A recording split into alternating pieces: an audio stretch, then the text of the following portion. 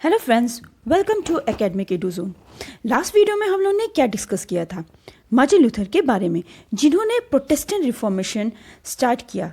हम लोग जाने थे कि कैसे मार्टिन लूथर ने रोमन कैथोलिक चर्च के प्रैक्टिसेस और रिचुअल्स को चैलेंज किया था। एक्चुअली ये सब जो हम लोग पढ़ रहे हैं वो किस टॉपिक से रिलेटेड है? Religious debate and the fear of print.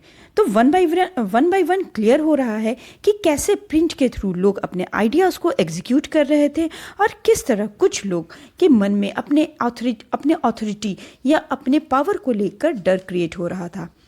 तो अब इसी टॉपिक के अंदर थर्ड पार्ट में चलते हैं, प्रिंट एंड डिसेंट। डिसेंट मतलब डिफरेंसेस इन ओपिनियन, मतलब जो नियम चलता आ रहा है उससे कुछ अलग सोचना और कहना।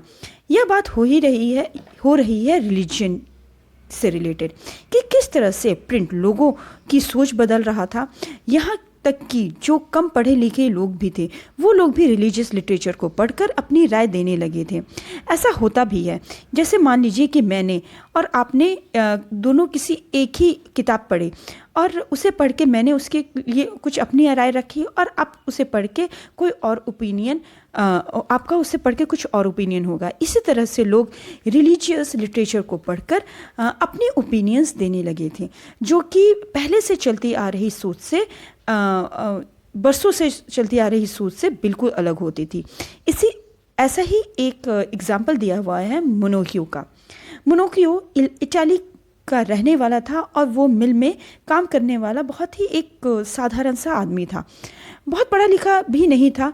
वो अपने लोकेलिटी में मिलने वाले बुक्स को रीड करना शुरू किया। उसने जब बाइबल पढ़ी तो बाइबल को अपने तरीके से इंटरप्रेट करना शुरू किया और बाइबल के मैसेज को एक अलग तरह से लोगों को बताने लगे, जिससे रोमन कैथोलिक चर्च से जुड़े लोग भड़क पड़े। ये भी बहुत कॉमन है। जैसे मान लीजिए कि हम कोई धर्म से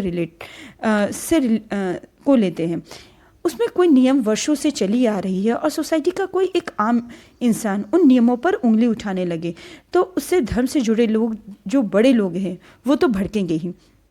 इसी तरह रोमन कैथोलिक चर्च के प्रीस्ट वगैरह भी भड़क गए और इसके बाद मोनोकियो पर चर्च के थ्रू मुकदमा चलाया गया ताकि इस तरह की सोच जो कभी भी चर्च एक्सेप्ट नहीं करेगा उसे दबा दिया जाए।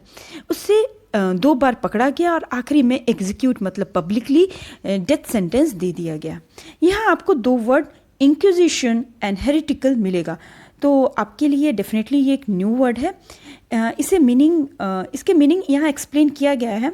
इंक्विजिशन मतलब ये एक कोड था जो रोमन कैथोलिक चर्च के थ्रू चलता था और उन लोगों को पनिश करता था जो चर्च के अगेंस्ट जाते थे।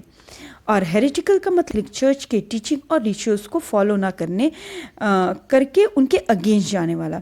और यही मोनोकियो ने किया। वो बिल्कुल बाइबल को एक अलग तरह से इंटरप्रेट किए और एक अलग ही दिशा में जाने लगे थे। इस तरह से रोमन कैथोलिक चर्च परेशान होने लगे प्रिंट की वजह से, क्योंकि प्रिंट की वजह से ही लोग पढ़ने लगे थे और चर्च के फेथ और रिचुअल्स और प्रैक्टिसेस में सवाल करने लगे थे।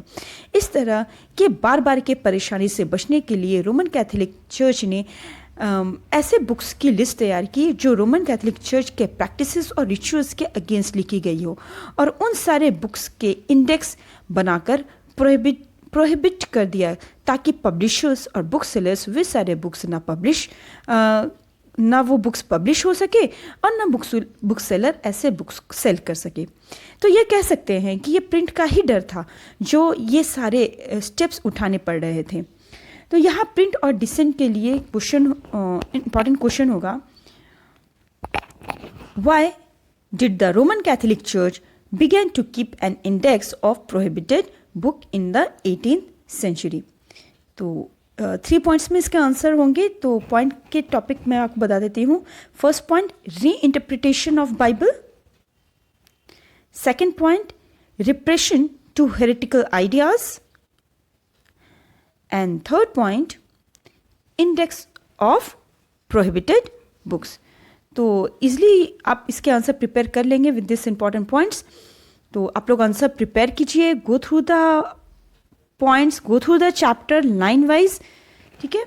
तो तब तक कीप लर्निंग।